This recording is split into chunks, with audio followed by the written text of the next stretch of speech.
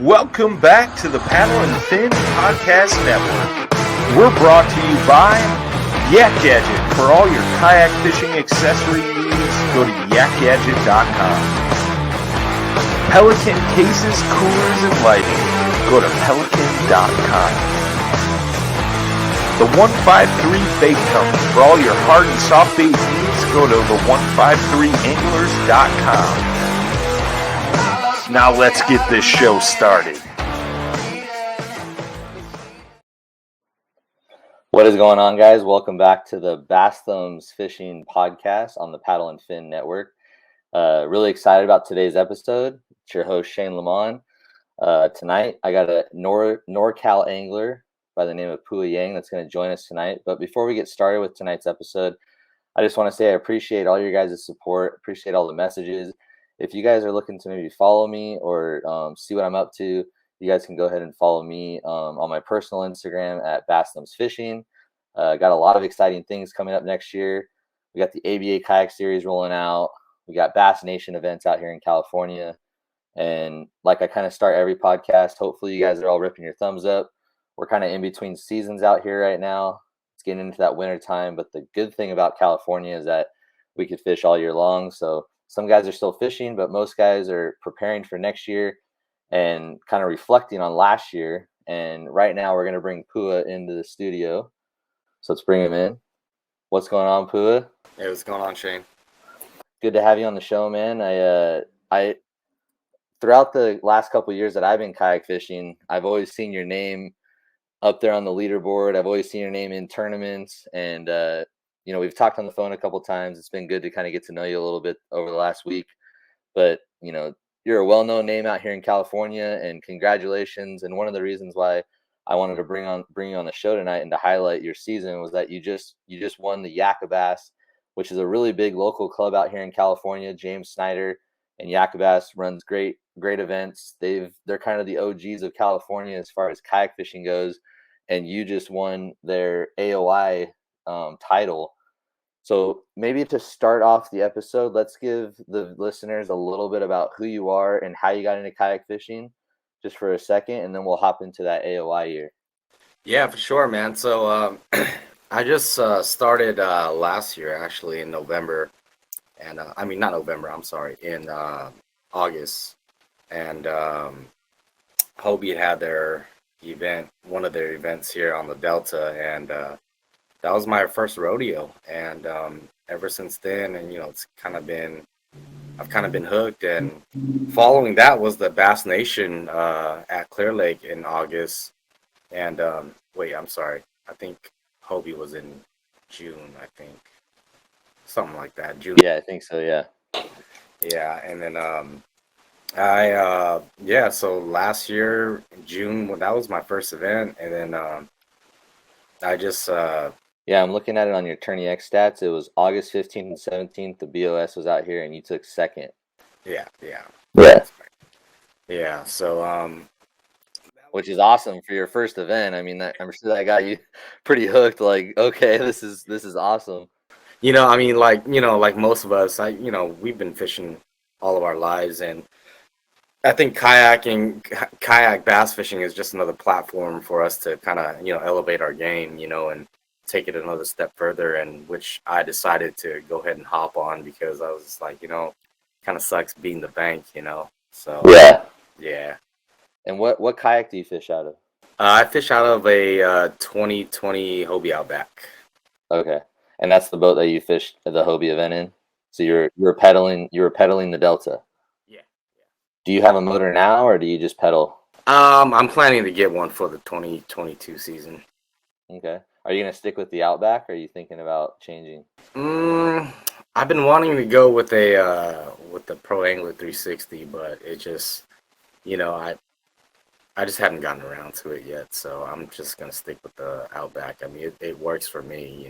I don't need to get any more fancier than that. Yeah.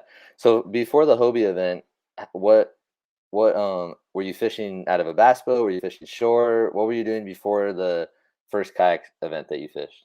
Yeah. So before that, my brother had a bass tracker, like it was old. I think it was like a 2002 or something like that. And, you know, we were doing kind of some of the local tournament stuff here on the Cal Delta and just for fun. But other than that, it was after that, then I had borrowed a kayak from one of my cousins, and it was a one of those Eddy line Caribbeans, and I rode that around, you know, just to kind of get the feel for it first, and then after a few months, he let me try his I think it was a Hobie Revo, and as soon as I got on it, I was hooked, man. I was like, dude, I need to get me one of these.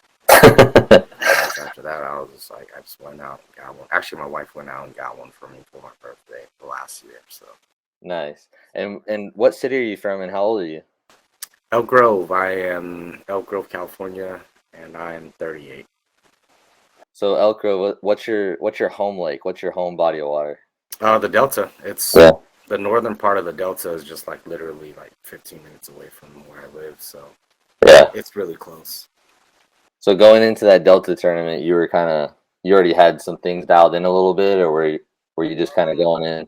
Yeah, a little bit, but I was fishing like the opposite part of the Delta from where I live, which is the southern part. So it was, excuse me, it was about an hour, a little bit over an hour drive for me. So Yeah.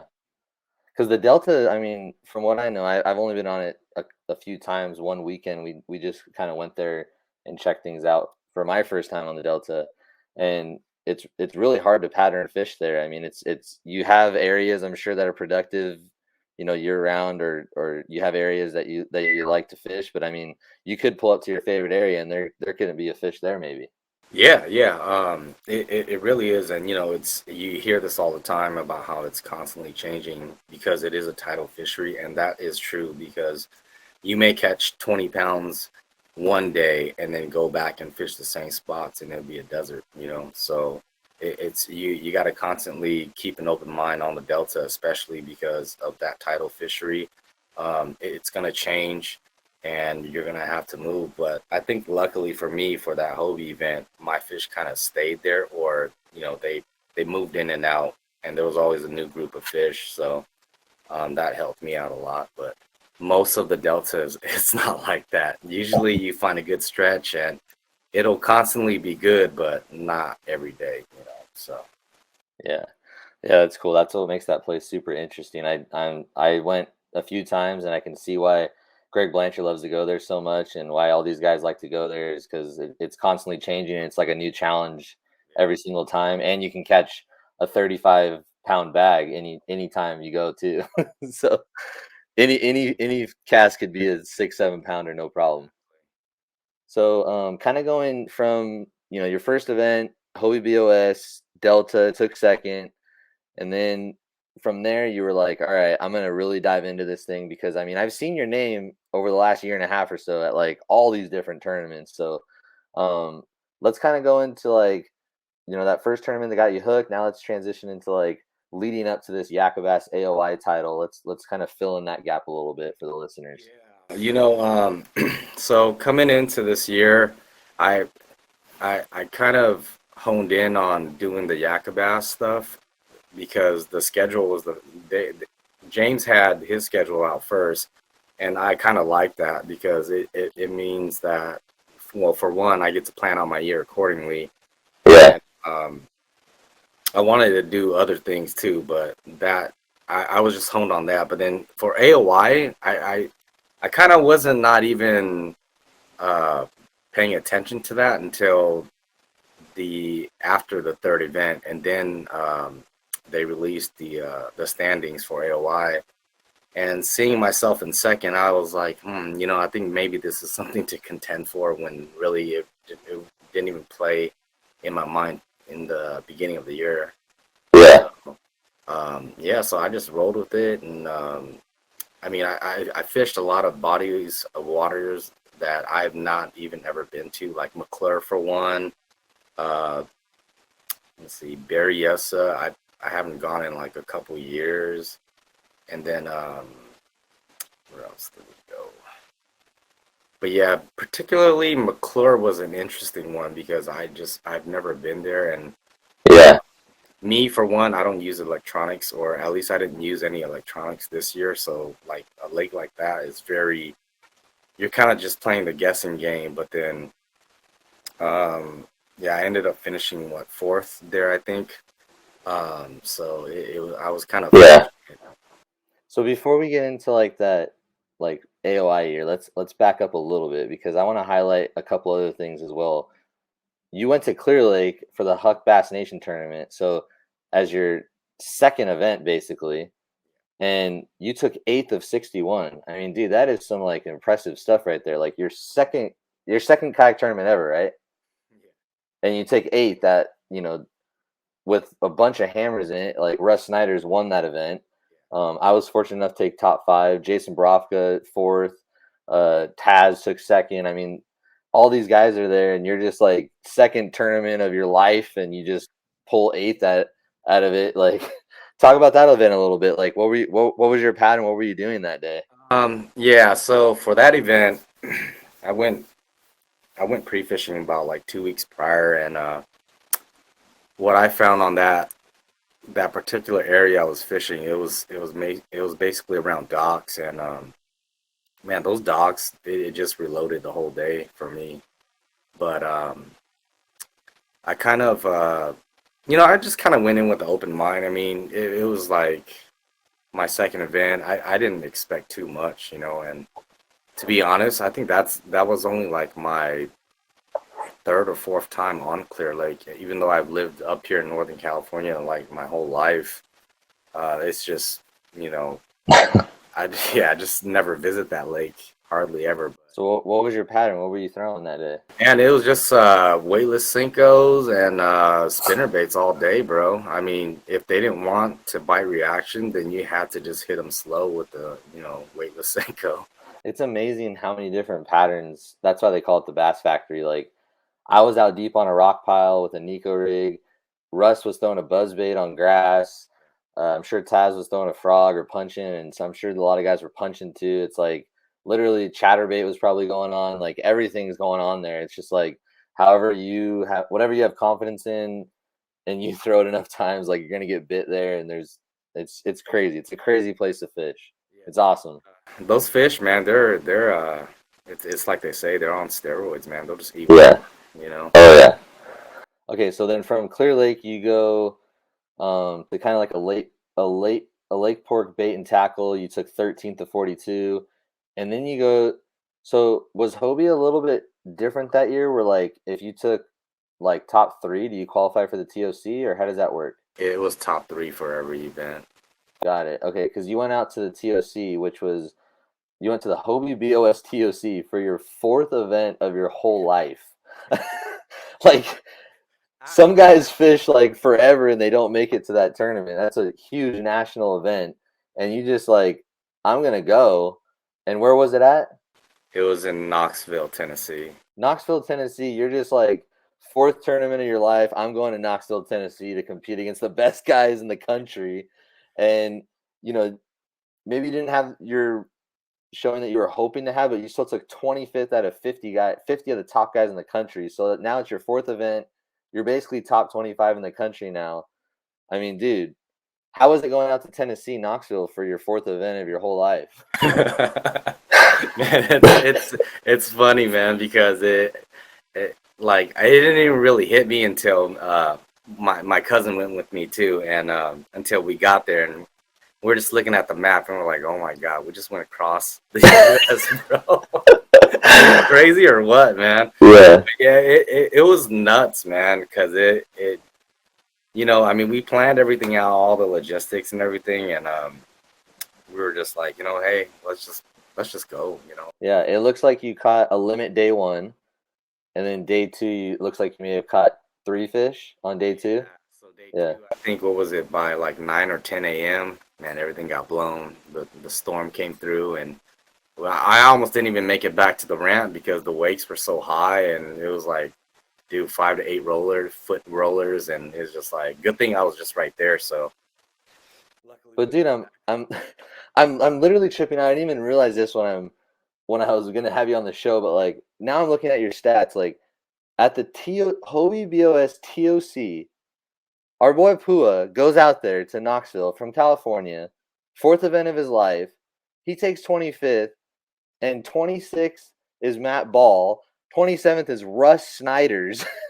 28th is Jay Wallen, and 29th is John Myers, and 30th is Jody Queen. Like, dude, that's incredible that you were able to like be in the mix and like count a limit day one. Probably felt good. Went out day two, did your best. I mean, you had to come home feeling pretty good, even though you took 25th. It was pretty tiring coming back home, man. Yeah, but dude, I commend you for taking that step and going out and traveling a little bit. And we're gonna get into it as we go through your all your stats right now, because I know that isn't the only time that you traveled. So let's kind of roll up the Tourney X stats a little bit farther. And let's see, you had Hobie BOS TOC, and then you started Yakabas in 2021 February. You went to East of 99, took 13th. Yakabas West Coast Championship qualifier at Comanche, you took 17th of 114 anglers. And then you go to the CA Bass Challenger Series, you're taking second. You're doing the Challenger weekly challenges for Bass Nation, took first at one. And then Yakabas Spawn Palooza. What was that one? That one was that was like a couple different lakes, right? Yeah. And Pua just takes, just a casual I lost it. He just casually takes second of 123 guys. So where were you at that event? And you're on the Delta. Okay. All right. So you're not invited to the Delta tournament for the ABA. Okay. I don't fish that area that you guys are announcing, man. So. Oh, okay, perfect. We nailed it then. No, we're actually, after we kind of look through some of the things, and then we're kind of like still putting pieces together. We may try to pull another permit and open up more of the Delta. We're kind of working through that right now, but for right now, we're going to be in Contra Costa. But we'll get to that in a second. We'll get to the next year in a second. But let's see. So Spawn Palooza, you took second at 123. And then Yakabas Delta, again, you took 6th of 63. Bro, what is going on at the Delta for you, dude? You got some confidence there for sure, huh?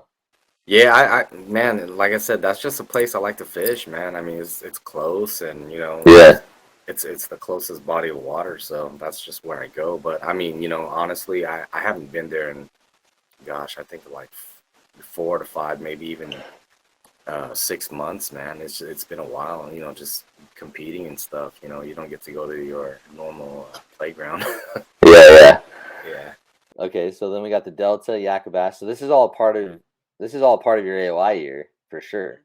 Yeah.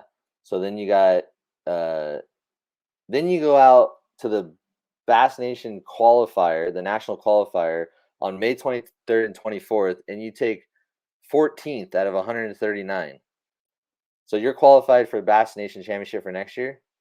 No, unfortunately, I'm not, because You're the bubble? no, I fell one spot short. Yeah, so you're the bubble. Oh man. Oh, that's tough. I'm sorry to bring that up, but I thought they took 18 for some reason, but man, they took 13, huh? Yeah, they took 13. Yeah. Ooh. I think I was 14th. So Yeah. Same kind of deal where you just throwing a Senko? No, so I actually went up north to the Rodman Slough area, and I was throwing a lot of reaction. And Yeah. I think like 50, 70 yards away from me was Damien Tao. He's just there the whole day. We were just right next to each other the whole day, and he smashes 95 something. Yeah. Pretty typical, Damien. Pretty typical. Yeah, I was at that event too, and I was down in Rattlesnake, and I had like an okay practice. We kind of found something down there, but then the wind that day was just insane, and like I literally was like really close to flipping my kayak that day, and then I had to pack all my stuff up because Rattlesnake was just blown out, like literally 20-mile-an-hour winds just blown out that day, and we packed up and kind of thought about just like going and grabbing lunch somewhere, because like when you pack up in the middle of the day, you just feel defeated anyways. And we went up to State Park, and I ended up catching like a small limit, but I mean, it was definitely a bummer tournament for me. But that was the event that my buddy Alex won, and That's right. yeah, took first place. 2 hours. Yeah, I caught like 102 hours. Yeah, it's crazy. So after that, you're just on a roll, dude. You go up to Possum Kingdom for the Bass Nation Championship, because you qualified that same year that I qualified at Clear Lake, and you just cruise out to Texas and just like take 14th. Was it 14th? It's 16th out of 146 anglers. You know, again, the best anglers in the country, and you took 16th, and you cashed a check. And I mean, how did that go? Did you enjoy fishing Possum Kingdom? It was tough, man. Yeah. So I think day one of practice, all the spots I went to pre-fish, it was all blown out by the mud, you know. Yeah. I was there too, and it was like the same thing. We had to go like to, I can't even remember the creek name now. I think it was like Bass or something, like Bass Hollow. I don't know, I can't remember. But we were like had to go all the way to the, is that what it was? We had to go all the way to the back of that creek and find a little bit of cleaner water. And I mean a little bit of cleaner water, I mean like 6 inches. I think I actually saw you and Did you? and Gene, yeah. No way. Yeah. I think you guys had just put in, and then I had just gotten there. And Is that where you fished the event? no, that's not where I fished. But yeah. Okay.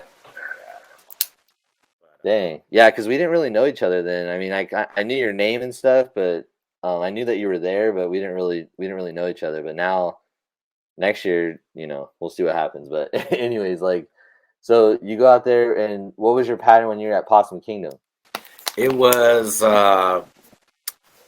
so it was a little bit of reaction, a little bit of finesse. If they didn't want the finesse, I mean, if they didn't want the reaction, I just hit them with the finesse. Was your reaction chatterbait? Yeah. Well, I had to mix it up with the chatterbait and the swim jig, because I found that the second day of the tournament, they were kind of just they were missing the chatterbait for whatever reason, and with the swim jig, I slowed it down, and as soon as you feel that tick, you kind of just drop it, and they'd actually swallow the whole thing. So I had to go a little bit more finessey, which the swim jig played a big deal. But man, dude, I almost didn't even get a limit until like the last hour, I think, because it was just, you know, it was just getting beat up so bad. That lake was getting beat up so bad by, you know, all the anglers and stuff. Yeah. I launched off. I happened to launch off where, you know, I think more than half of the field did, which was, I forget that launch, but down by the dam. Yeah. So it was pretty much, everyone was pretty much like from that creek that we were in to the dam. Like, I don't think anyone was really like up the lake at all, because it was so dark up there and red and crazy water clarity. But yeah, I was on the same pattern, and I thrown the chatterbait, and I lost like 2 heartbreak fish on day one on the chatterbait, like spit the chatterbait, and I could literally cry about it right now. Like, they were definitely 18 plus. But anyways, I caught a limit day one, felt really good, but I lost a couple of my chatterbaits that I was catching them on, because when I was throwing it into the buckbrush, I was bouncing it off the buckbrush that was on the shore. That was kind of like what my deal was, and then the seawalls too. But when I throw it near that buckbrush, dude, sometimes they get stuck, and I couldn't get it out. And then I lost like 3 of the color that I was catching them on. That's all I brought with me, which is a life lesson now, because from now on, when I travel out east, I'm buying 15 black and blue chatterbaits prior to the event. Because I got a cool story for you for that day one at Possum Kingdom, man. Okay. I think it was about like 15 minutes left, and then before lines in, and I get to this point of a dock where a dock was at, and I usually catch fish there, and I decided to sling my chatterbait through it, and I bumped into one of the pillars, and I feel a thump, and I set the hook, and I think this fish was probably around the 7 to 8 pound range. I saw the head frame, and it broke me off, right? It literally broke off my line, so I was like, dang it, man, that sucks, dude. So I tied on another chatterbait, gave it about 10 minutes, went back to that same pattern, threw it back. She hit it again. She jumped off, and I saw my chatterbait in her mouth, and then the hook popped off, and I was like, oh my. No way. It was amazing, man. Dude, honestly, I'm being dead honest with you. Practice, my last day of practice, I hooked into a fish. Same thing, dude. It was like 7 pounds. Like, it was giant. And I hooked into it. It's practice. I hooked into the fish. And I'm reeling it in, and I'm trying to fight it. And she comes up and jumps and spits my hook. But dude, there were giants in that lake for sure. Giants. I mean, the bags that won it prove that. But it was a pretty cool lake. I wish it wasn't so muddy, kind of, but it was still really fun. And that's my goal in my kayak career, is to host the Bass Nation Championship trophy. So I feel like that's most of our goal. I mean, that's probably like the biggest trophy, no matter, KBF's big and Hobie's big, but I mean, Bassmaster having a kayak series and to hoist that trophy on the classic stage. I mean, I've said that in the last podcast too, that it doesn't really get bigger than that, man. I mean, I don't care what anyone says. That's pretty high up there, man. That's pretty high up there. So that's my goal. Okay, so now we go into the West Coast Championship qualifier for Clear Lake on June 19th of 2021. You took 14th. So you're just killing the Yakabass events, especially for Angler of the Year. It's pretty obvious. And then you go to the Summer Frog Only event, which I'm assuming is at the Delta. Yeah. And you took second. Okay, you're not coming to the Delta for ABA. Okay, you're not allowed to come. And then Yakabass. Just after that in July, you took 4th of 78 at McClure. Did you want to highlight McClure a little bit now that we're kind of back to McClure? Yeah, well, I don't want to necessarily highlight it, but just It was just a lake you didn't fish, and you did pretty good. yeah, it's just I had 2 days to pre-fish prior to the event, or at least for my schedule, and the first day I went and I pre-fished it, and I just didn't, I didn't like that lake at all, period, because it just, there's nothing, like I said, I don't use any electronics, so it was kind of hard. It just, everything looked the same, Yeah. So on my second day of pre-fish, I decided, you know what, I'm just gonna go fish a different lake for fun. So it's not that I've given up on the event, but I'm just gonna, see, whatever happens, happens. Yeah. So come the day of the tournament, I went to a completely new area and just kind of, wiggle the worm around, and got five to bite. And That's all you need sometimes, bro. Is just 5 to bite. That's all you need. And then so we're going from McClure. Now we're going to the Sage AT event. You were in that, which is awesome. You took 25th out of 1,054. No big deal. 25th out of 1,054, and that's nationwide. So where were you fishing for that month long? let's see, Save JT. I got Probably Delta, I think or probably accumulation of tournaments and stuff too. I think that one was Delta and Clear Lake. Yeah, Fine. which was awesome that KBN and they did that whole Save JT tournament. It was awesome. I love Jason Barafka. He's a good friend of mine, and he was at that Bass Nation event. He took, I think, 5th. Yeah, and the whole story, he stayed at the house with us, and just seeing him go from Clear Lake, his first event, taking 4th, and then going to Bass Nation Championship, taking 5th, and now he's going to go fish the Bassmaster Opens next year, and his son is doing great. And I mean, the community of the kayak community just kind of rallied around him after that, and I don't know, just super cool stuff for sure. So that was a cool event to be a part of for sure. And then Lakeport Bait and Tackle, 3rd. You took 9th. I think that was at Clear Lake, probably. And then the West Coast Championship, I didn't even realize this. My boy Pua takes 13th out of 108. So Clear Lake again. And then did you do the KBF trails there too? I only did day one only. And how'd you do? I think I was 8th. 8th?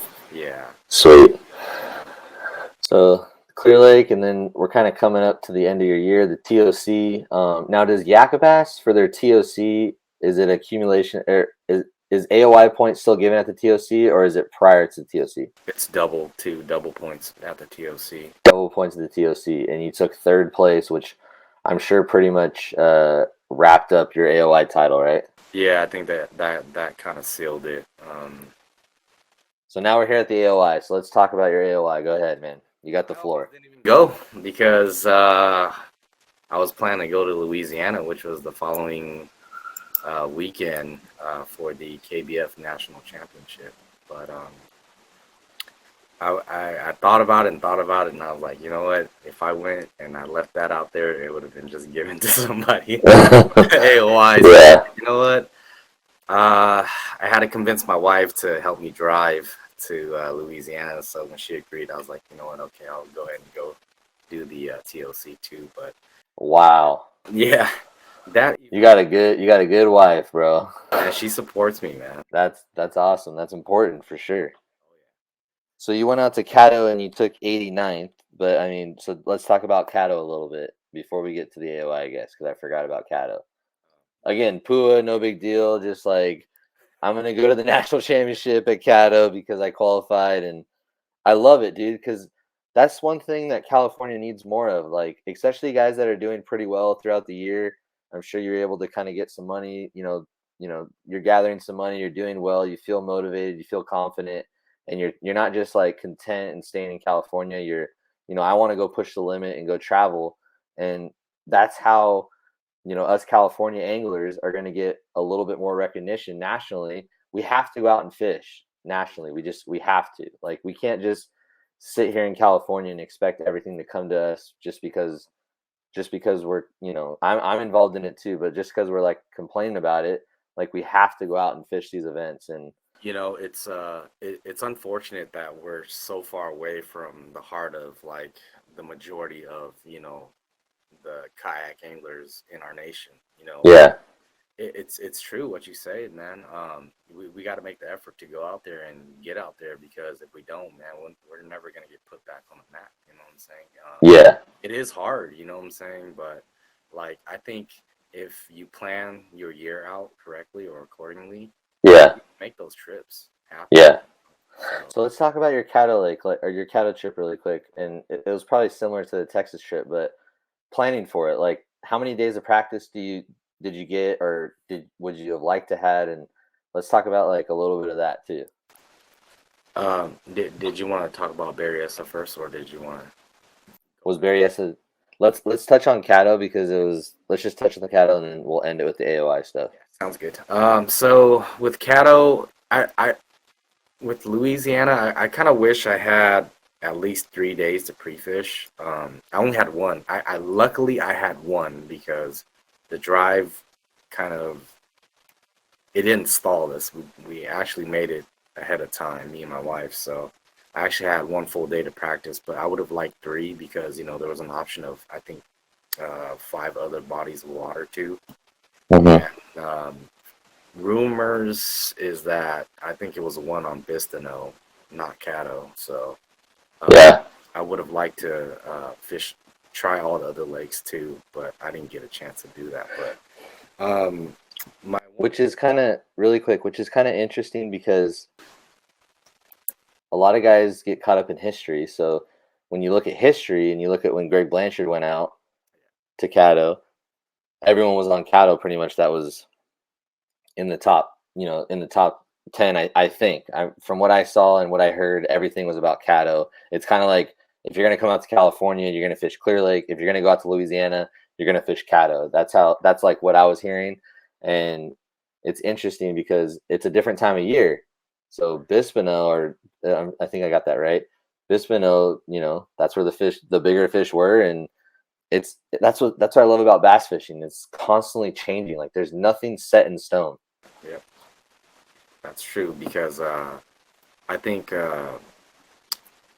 from what I heard, like the Bistano was a lot of the water was drawn down, versus at Caddo it was, I guess you would say that it's normal. But then from the tree branches, from one of the anglers that I was talking to, the tree branches at Caddo, you'd have to, because most of these fishes were within the roots of the cypress trees. And with Caddo, most of the branches were like right under the surface of the water, so you'd have to skip it perfectly, or at least close to the trees. And with Bistano, you didn't have to do that because the water was drawn down so low that you can just make any kind of cast you want. Because those, Wow, that's interesting. Yeah. way up high, and then not many bass boats can get into Bistano because the water was so low, so that those tree stumps everywhere. So yeah, man. My one day of pre-fish at Caddo, man, it was I didn't find much, but the pattern that I did find was, which I think a lot of people found, was those fish were in those roots of the cypress trees. And a chatterbait, man. This year for me, man, that's been my number one bait, man. Funny story is, like 3 years, I've been throwing it for like 3 years, but not consistently. And this year, like, it just, the light bulb just went off, and it's an addicting bait, bro. it's like, I'll throw that thing like 3,000 times. Oh yeah, my arm will fall off for sure. Yeah, especially when it's on. Like, it's besides a frog blow up. I mean, everyone knows a frog blow up's fun, but I mean, chatterbait bite is just like so fun, dude. Yeah. One thing that you said, like, you're going out to Caddo, you're driving all this way, you're getting 3 days of practice, and it's one thing that I would maybe try to start to push to advocate for is I really like to see the bigger national trails, especially kind of KBF. I'd like to see some sort of off limits period prior to these big national events, because there's guys that are out there for 4 or 5 weeks, and it's really tough. I mean, I'm not bashing anything that has gone on, for what's in stone or what's set in stone right now, but it would just be a little bit more of a better opportunity for anglers from all over the country to come together to one national championship and not have this like no off limits period, because there's anglers that could fish for 5 weeks, and you put pretty much anyone on one body of water for 5 weeks or 4 weeks or 3 weeks compared to like yourself, like 3 days. I mean, there's just like this huge disadvantage because time on the water is everything. So I would just like to see maybe some sort of off limits where, some in the future for these big national events, so that way guys traveling have some sort of a fair kind of level playing field for guys that are willing to risk a whole week or week and a half off work and spend money to come out there and try to compete. I feel like it's worth having a level playing field. Yeah, I totally agree with you, because I feel like, especially like what you were saying, those people that are traveling from so far away, whether it be California, New York, or up north, to wherever the event is at, it's time and money, and to have an off limits period, it puts everybody on the same playing field.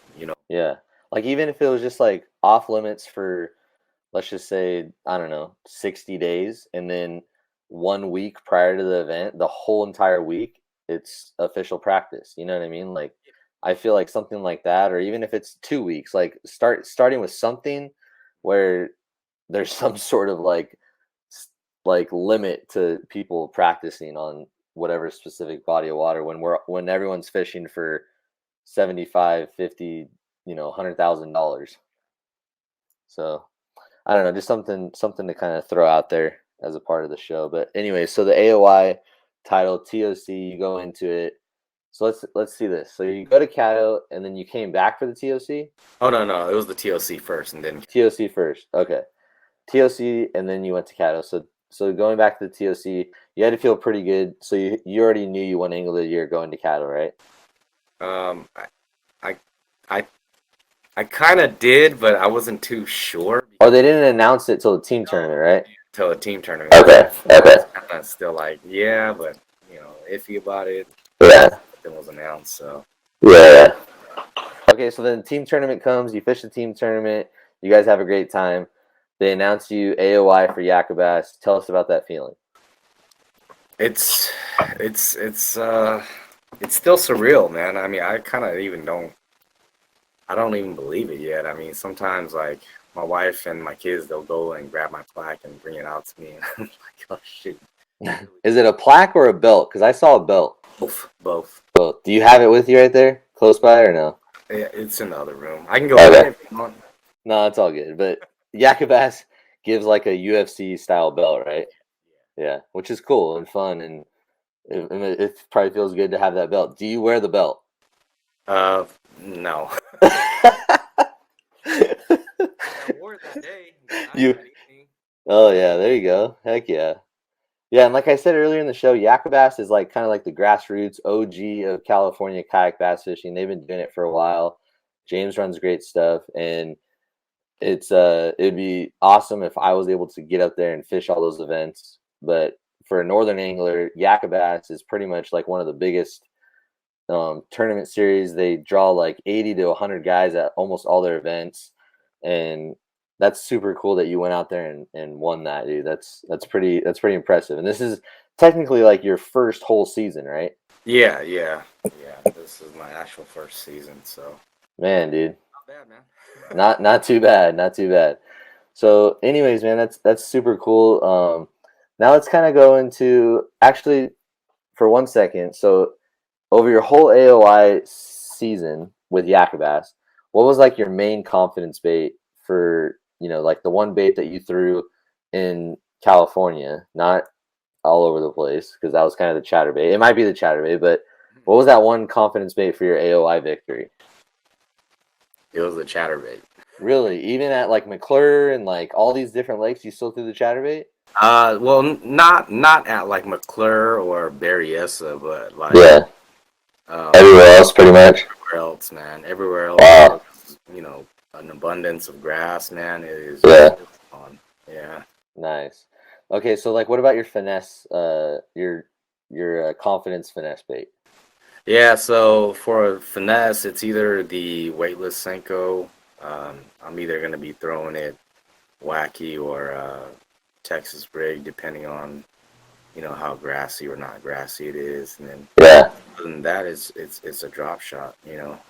Rope worm or I like to throw those those mega bass has dongs. Yeah, Nice. that's pretty much it, man. So you seem like your style of fishing, like if you were to describe your style of fishing, you seem to be pretty kind of like simple-minded when it comes to it. Yeah, Like I throw a Senko, and when they're buying the Senko, I throw the chatterbait, and when they're not buying those two things, I just throw the drop shot. Is that pretty much it? that's pretty much. I mean, That's awesome. if you were to look at what I bring on my kayak, it's next to nothing because I I just bring a little a tackle tray, and then all my soft baits are in my kayak compartment, and that's it, man, for lures, So I kind of know what I'm gonna bring already, and I just kind of congest it into. You have like a day box, pretty much. Yeah, that's it, man. Yeah. Yeah. Nice. So you got like a dark color that you like, and a natural looking color that you like, probably, right? Yeah, that's pretty much it, man. It's either Yeah. natural or, yeah, like you said, natural or dark. That's it. I really like what like 2 years ago I was listening to Gerald Swindell. He has a really good positive mental attitude like seminar, and it's kind of old, but his whole mentality about being positive out on the water is something that has helped me like tremendously in my own growth as an angler. And I feel like staying positive and staying confident and keeping it simple is like three things that are definitely keys to success. And you can't lose confidence, and you can't overthink it all kind of wraps itself into one. Like you gotta, like he talks about, you just gotta have that positive mental attitude. Like I'm gonna go out and I'm gonna catch a limit, and I'm gonna be confident in what I'm throwing, and whatever I'm throwing, that's what I'm gonna I'm gonna continue to throw. Like your confidence in a chatterbait. You say you throw it 3,000 times. You're not throwing it 3,000 times because you don't have confidence in it. You have confidence in that chatterbait. You're gonna get bit 5 times out of my 3,000, and I don't care what anyone else says or thinks. That's confidence. which is key to success. Because some guys are like, man, I never catch them on a chatterbait. Well, you're probably not throwing it 3,000 times. You know what I mean? So that's cool, man. Well, man, congratulations on your super successful first year. I mean, that's a killer first year. Um, Now let's kind of like, all right, 2021 is in the books. You know, you've accomplished Angler of the Year title. You've done really well throughout your career so far in this year and a half of your career. Next year, what are your plans for next year? What are you looking to get into? We got a lot of series out here. We got Wild West, we got Kayak Bass Nation or California Bass Nation, we got Yakabas, we got ABA, we got SoCal, we got all these different events out here. What is one event that is maybe sticking out to you that you are gonna try to go for AOY next year? Yeah, I think next year I'm gonna change it up a little bit. I'm still gonna do some of the Yakaba stuff, but I'm not gonna go as hard as I did this year. But I think next year my main focus is probably gonna be Wild West and Bass Nation, and I would like to do a lot of, if not all, the Ironman stuff, the ABA stuff that you guys just came out with. But I want to try and do most of them. Yeah. Because I do want to expand and come out there to the south, to SoCal too, and try those waters out. I've been meaning to, I've been wanting to, but it's just, Yeah. Well, I feel like even with Wild West is coming down to Otay on May 15th. So they're coming down to SoCal. That's going to be a really good event. You're going to, don't throw the Cinco and the chatterbait there. It doesn't work. Okay. There's tons of grass there and toolies, and the chatterbait and the Cinco do not work there. So don't even bring them. Not in your day box, nothing. They don't work there. Just bring your drop shot and you'll be fine. No, but I feel like it's gonna be a really good year next year in California. Unfortunately, we do have some KBF stuff. We got I'm pretty sure Shasta's KBF. They're coming back out to Clear Lake for KBF as well. We got some Arizona KBFs in there too. So KBF is coming out here, which is awesome for guys that want to try to fish KBF. But other than that, nationally, Bass isn't coming back, and Hobie's not out here either. So, but now Hobie has this new series with the Ironman series, the ABA, and I just feel like we were trying to put something together that was a little bit different. Gives guys the opportunity to travel, because you're not just going to drive all the way down to SoCal for one event and $100 buy-in, and there's the payout needs to be there too in order for me to travel up north and for you to travel down south. It has to be worth it, right? So the 2-day events are going to be something brand new to California as far as the whole series of 2-day events. And man, we'd love to have you down here, as much as you're probably going to take all of our lunch money, but we'll see how it works out. Got it, man. I mean, but I'll it'll be fun though, man. Guaranteed, man. Yeah. And I think the cool thing about it too is it's like there's finally going to be like that barrier taken down of like NorCal, SoCal.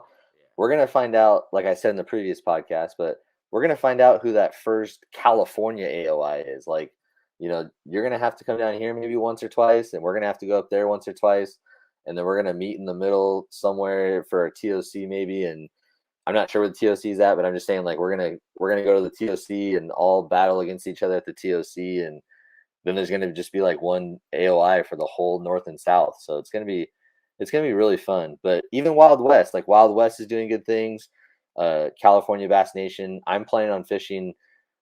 Hopefully, I don't know all the details yet. I'm sure Tim and the Bass Nation guys are going to roll out all the details soon, but I'm going to try to fish the Bass Nation event because I want to qualify for the championship. So I'm going to try to make everything work out where I fish the ABA and the California Bass Nation. And if Wild West is with the Bass Nation, like on some of them, I'm going to double down on both of them too. So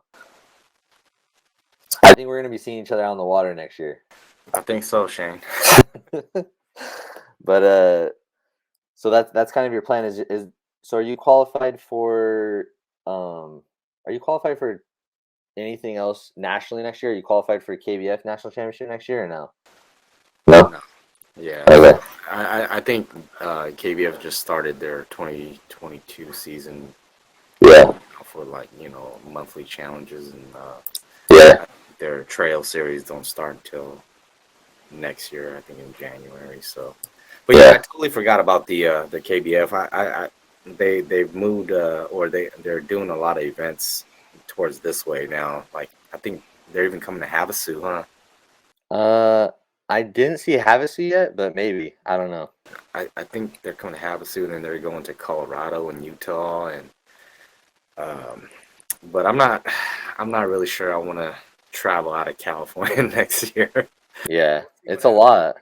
It just, honestly, for me, man, it just depends on how my season starts. Yeah. I'll go from there. Yeah.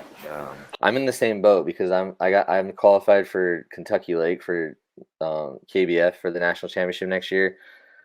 So I might try to do that, but right now I'm just focused on ABA and Bass Nation and trying to qualify for next year's championship for Bass. So we'll see how it all works out, dude. But we're gonna be on the water quite a bit together, I feel like. So we'll see how it goes.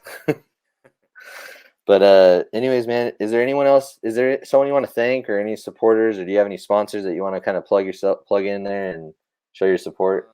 no sponsors yet, man, but Well, if sponsors are listening, I hope you deserve it, man. You do a lot of good things, and maybe after this we'll talk about maybe some opportunities that I might be able to help you out with. But I mean, dude, you got it going on, dude. So keep throwing that chatterbait in that freaking Seiko. But yeah, man, just I want to thank my wife and my mom, man. They've been a big support for my success this year, and Yeah, that's awesome. It starts with them, here at home. So without them here to hold down the fort, I can't even go anywhere. So Yeah, shout outs to them. cool, man. Yep. Well, I appreciate you being on tonight. For those of you that are listening, this is going to wrap up our show. Really appreciate you guys following us through for the last 52 minutes. We talked about Pua's, kind of first year and a half here out in California. I know this guy is going to go out there and do some damage again next year. And best of luck to you next year, man. I hope you have an incredible year. And that's pretty much going to do it. As always, guys, keep your thumbs ripped, and I'll see you guys on the next one.